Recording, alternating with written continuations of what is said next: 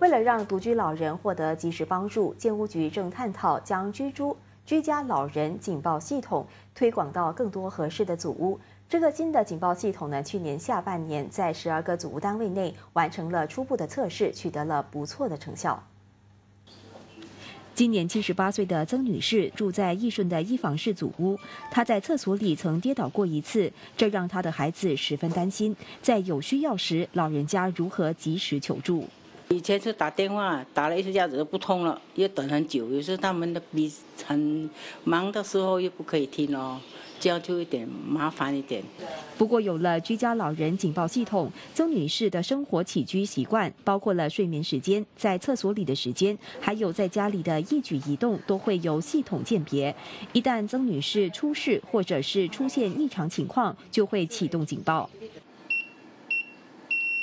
系统接着会自动发简讯给曾女士的看护者，也就是她的女儿。曾女士如果需要协助，也能按下可随身携带的这个按钮，女儿也会立刻收到简讯通知。省了我打电话给我妈妈的那个时间，我也不需要为她的危险担忧啊，所以我觉得这个系统给我很大的帮助。